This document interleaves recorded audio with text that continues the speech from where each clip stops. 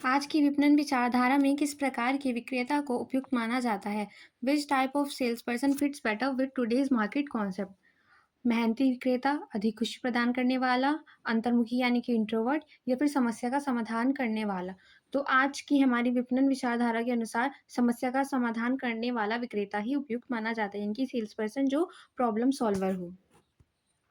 पहचान योग्य संभावित ग्राहक को विक्रय प्रक्रिया के कदम के लिए लक्षणों में कहा जाता है। The step of selling process characterized by identifying qualified potential customer is called.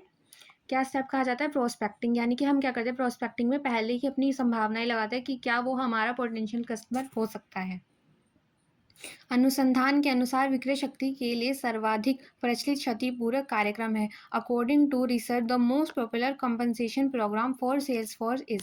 Salary हम उनको देते ही हैं, प्रोत्साहन हमें करना होता है उनको। प्रोत्साहन और वेतन वृद्धि में से इनको इतना इफेक्टिव नहीं है जितना हमारा प्रॉफिट शेयरिंग मेथड है। इससे क्या होता है, उनके अंदर ये होता है कि हमें भी वैल्यू दी जा रही है।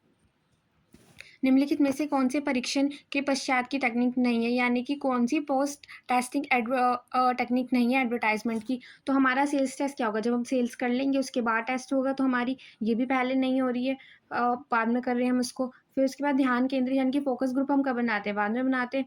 पर हम क्या करते हैं, जांच पहले करते हैं, हम जांच के बाद हम अपनी एडवर्टाइजमेंट करते हैं। तो क्या होती है ये पोस्ट प्री टेक्निक टेस्टिंग होती है। तो ये पोस्ट टेस्टिंग नहीं है, क्योंकि हम एप्टीट्यूड क्या करेंगे, उनका बाद में देखेंगे। निम्नलिखित में से इनमें से कौन से प्रवर्तन उपकरण का उद्देश्य कंपनी और जनता के बीच अच्छे संबंध करना था? यानी कि हमारी जो कंपनी है और पब्लिक है उनके बीच में अच्छे रिलेशन कौन उत्पन्न करता है? तो ये काम किसका है, हमारा पब्लिक रिलेशंस का। इनका काम यही है कि जनता से कंपनी के अच्छे संबंध हो।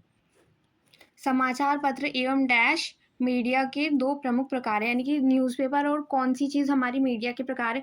तो हमारा ट्रेड बुलेटिन मीडिया के प्रकार नहीं होता। फिर हमारा इलेक्ट्रॉनिक मैगजीन्स भी मीडिया के प्रकार, पर जो हमारी मैगजीन्स होती है वो मीडिया के प्रकार होती हैं, और जर्नल्स भी हमारी नहीं होती। विक्रय कला मानवीय इच्छाओं को मानवीय आवश्यकताओं में परिवर्तित करने की योग्यता है। ये किसने कहा है? The salesmanship is the ability to change human needs into human wants. ये स्टेटमेंट दिया है हमारा नॉक्स ने। भारतीय विज्ञापन परिषद कब स्थापित हुई? तो हमारे इंडियन एडवर्टाइजिंग एसोसिएशन कब फॉर्म हुई थी? इन 1945। भारत में प्रथम विज्ञापन एजेंसी की स्थापना कब हुई थी, यानी कि एडवर्टाइजमेंट एजेंसी कब स्टेबलाइज्ड हुई थी इंडिया में? वो हुई थी हमारी 1905 में। संभावित ग्राहकों तक पहुंच की योजना को क्या कहते हैं? यानी कि जो हमारे पोटेंशियल कस्टमर हो सकते हैं, हम उनके पूछो क्या कहते हैं? तो हमारी जो प्री अप्रोच होती है वो, यानी कि अभी वो हमारे कस्टमर बनी नहीं है, वो हमारी सिर्फ पोटेंशियल कस्टमर है, पर हम उनसे अप्रोच कर रहे हैं। क्योंकि बात का मतलब क्या है, वो हमारे कंज्यूमर या कस्टमर बन चुके हैं। फाइनल का मतलब भी क्या है, वो हमारे ऑलरेडी बन चुके हैं, हम कंज्यूमर। भारत में प्रथम विज्ञापन एजेंसी कहाँ प्रारंभ हुई थी? यानी कि where was the first Indian advertising agency started in India? तो ये सबसे पहले हुई थी हमारी बॉम्बे में। व्यवसाय का आधार डैश होता है, यानी कि क्या बेसिस होते हैं हमारे बिजनेस के? क्या हमारी रिलेशनशिप बेसिस नहीं होते, हमारे नागरिकता नहीं होती, मित्रता नहीं होती? जो हमारी सेल्समैनशिप है वही हमारे बिजनेस का बेस होती है। विज्ञापन एजेंसी वह चिकित्सालय है जहां विभिन्न विशेषज्ञ एक साथ मिलकर डैश तैयार करते हैं। यानी कि advertising agency is a good clinic where a team of various experts work together for making, क्या बनाते हैं, विक्रय नीति, सेल्स प्लान।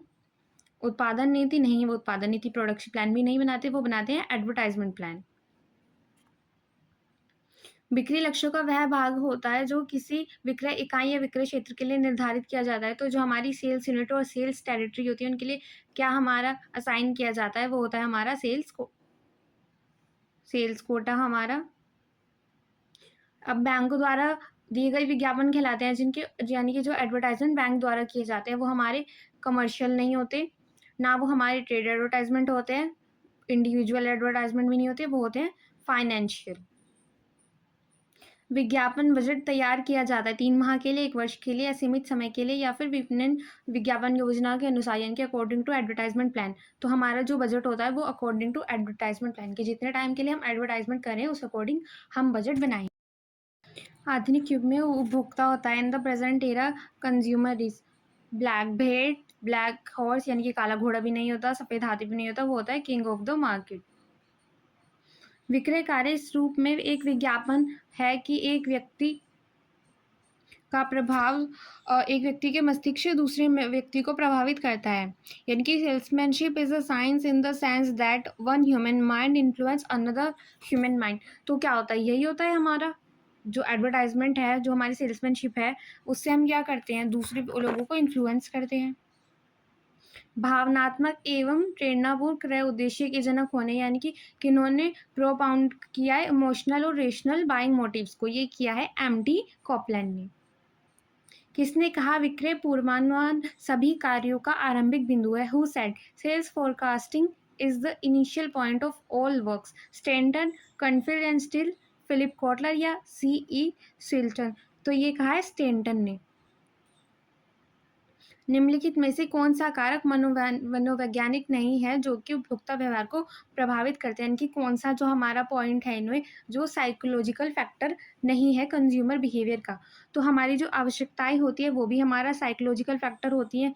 हम लर्निंग थ्योरी वो भी हमारी साइकोलॉजिकल होती है, इमेज वो भी साइकोलॉजिकल होती है, पर जो हमारी इनकम है वो हमारी इकोनॉमिक रीजन हो गया, वो हमारा साइकोलॉजिकल रीजन नहीं है। प्रदर्शन ग्राहक की डैश के अनुसार होना चाहिए। किसके अनुसार होना चाहिए? डिमॉन्स्ट्रेशन हमारा कंज्यूमर को उसकी पेइंग कैपेसिटी या फिर क्रय क्षमता, कैरिंग कैपेसिटी या नन ऑफ दिस। तो हमारा जो हम उसको डेमोन्स्ट्रेट कर रहे हैं वो होना चाहिए उसकी देय क्षमताओं के अनुसार, यानी कि वो कितना पे कर सकता है। विज्ञापन की प्रत्यक्ष मेल विधि किसके लिए उपयुक्त रहती है? Direct mail system of advertisement is suitable for औद्योगिक माल, इंडस्ट्रियल गुड्स, कंज्यूमर गुड्स, टिकाऊ माल, ड्यूरेबल या फिर शीघ्र नष्ट होने वाला पेरिशेबल। इसमें होता है बी कंज्यूमर गुड्स। पूर्व पहुंच से अभिप्राय डैश के आमने सामने के वार्तालाप से, यानी कि प्री अप्रोच किससे हम बात कर रहे हैं? सेल्स मैनेजर से नहीं बात कर रहे, हम सेल्स पर्सन से भी नहीं बात कर रहे, सेल्स एडमिनिस्ट्रेशन से भी नहीं बात कर रहे, हम करें अपने पोटेंशियल कस्टमर से। विज्ञापन बजट उस बिंदु पर स्थिर किया जाना चाहिए। The size of advertising budget should be fixed at the point where सीमांत आगम, सीमांत विक्रय और विक्रय लागत, यानी कि हमारा जो MR हो वो MS और प्लस AC के बराबर हो नहीं, हमारा MS MR प्लस AC के बराबर हो नहीं, हमारा जो एडवर्टाइजिंग कॉस्ट हो वो marginal revenue plus marginal selling के बराबर हो नहीं, हमारा MR होना चाहिए हमारा मार्जिनल सेलिंग माइनस एडवर्टाइजिंग की कॉस्ट। विक्रय नियंत्रण डैश का एक अंतर्निहित हिस्सा है। Sales control is an internal part of production management process, विक्रय प्रबंध प्रक्रिया, sales management process, marketing management process या फिर कोई नहीं। तो हमारी जो विक्रय नियंत्रण प्रक्रिया होती है वो हमारी मार्केटिंग मैनेजमेंट प्रोसेस का पार्ट। कौन सा चरण विक्रय प्रक्रिया का नहीं है, यानी कि कौन सा स्टेप हमारा सेलिंग प्रोसेस का नहीं है? कंज्यूमर की खोज करना, यानी कि वो भी हमारे उसमें आती है विक्रय प्रक्रिया में। फिर अप्रोच भी,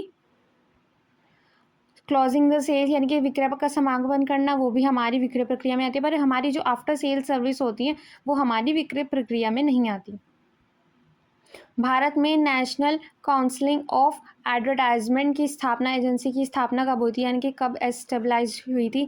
1947, 1950, 1967 या फिर 1971? तो ये हुई थी 1967 में एस्टेब्लिश। विज्ञापन डैश से भिन्न होता है? Advertising is different from argument, publicity, विचार विमर्श, डिस्कशन या फिर ऑल ऑफ दिस। जो हमारा आर्ग्यूमेंट है वो भी हमारा एडवर्टाइजमेंट नहीं है। पब्लिसिटी के लिए क्या करना था, हमें पे नहीं करना पड़ता है, नॉन पेड है, पर विज्ञापन हमारा पेड मीडियम है। फिर डिस्कशन से भी कोई एडवर्टाइजमेंट नहीं होता, तो इसमें आता है हमारे ऑल ऑफ दीज, यानी कि ये सभी हमारे विज्ञापन से भिन्न है। कौन सा चरण विज्ञापन बजट बनाने की प्रक्रिया का नहीं है, यानी कि कौन सा है जो एडवर्टाइजिंग मैनेजमेंट हमारी मेकिंग प्रोसेस में नहीं आता? बजट का निर्माण हमारा उसमें ही आता है, फिर उसके बाद बजट का प्रस्तुतिकरण भी उसमें ही होता है, हमारा बजट लागू भी इसमें होता है, पर जो हमारा एडवर्टाइजमेंट मॉडल के प्रिपरेशन है वो हमारा इसमें नहीं आता।